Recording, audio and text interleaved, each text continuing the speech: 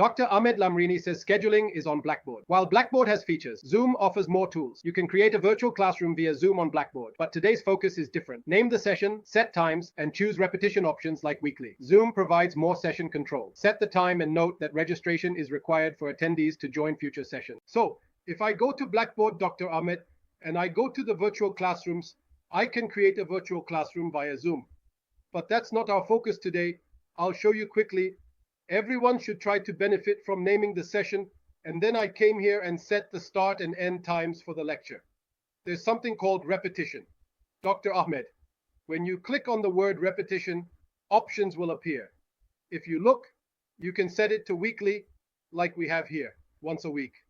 You can scroll down a bit and tell it how many times, for example, 10 times, 16 times, or something like that. So it would be 16 weeks.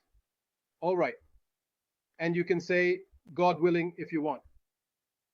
The same story applies here, Dr. Ahmed, but in Zoom, there are many tools that you will see that are not available in Blackboard. There are many tools that allow you to control the session. Honestly, you can manage the session. Now, let's see how the time is set. I pressed it to make it 10. Now the passcode, there's something called required. Required means registration. What does the registration topic mean, Dr. Sami? Let's click on it. If you want to do registration here, you say attendees, which means the attendees. So we agree that we forget what? The students must register the first time. After that, it is time for them to register for the first time, and then they will attend the following events and be able to register. But only first time, and after that, their name will be there, and they will be able to attend the following events. If you chose something like this, I made you assume that he is correct. He asks to register once and writes his correct name. He no longer needs to write his name again every time he logs in. No, that's it. But if they neglected the blood money, then as you say, the student must register his name every time he enters the session. He must write his name every time. And of course, I see this as not very effective. I want it to be just once. And let me teach you a nice way to do it. The first thing I want to teach you is that after they enter, they should write their correct name in this case, so that they can't change their name later. I'll show you the stones. So what's this third option, Dr. Sami?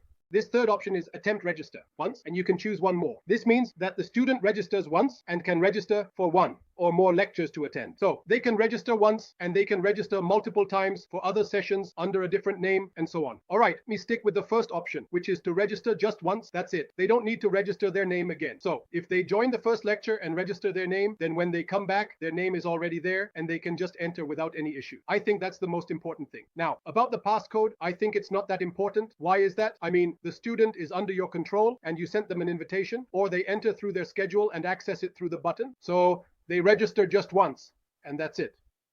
They don't need to register their name again. I mean, if they join the first lecture and register their name, then when they come back, their name is already there and they can just enter without any issues. I think that's the most important thing. Now, about the passcode, I think it's not that important. Why is that? I mean, the student is under your control and you sent them an invitation, or they access their schedule through the button. They access with the schedule through the button, so he doesn't need you to set a password because he doesn't enter the schedule to access Blackboard. He enters with a password anyway. So when should I set it? I should do it if I, for example, a scientific meeting and I don't want anyone to enter without a password. Oh, what are your requests? No, I'm not teaching you at this point. Don't set a password, okay?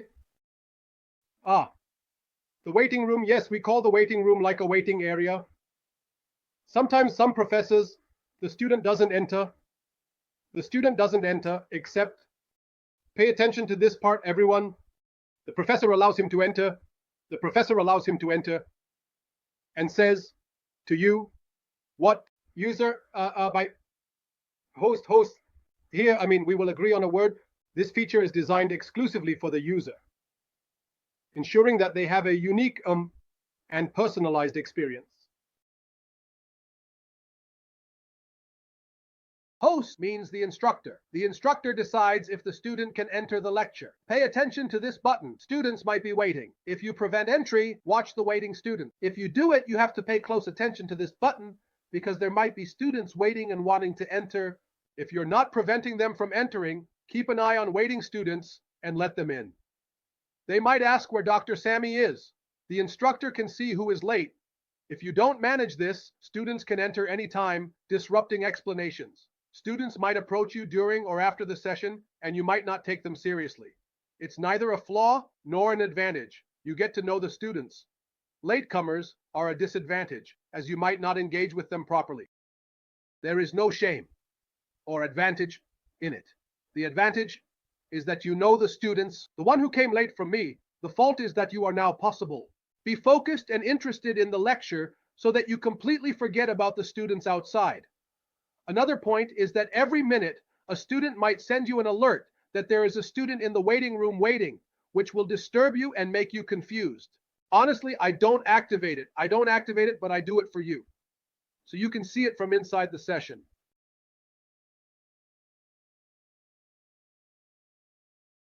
After that, pay attention to something important.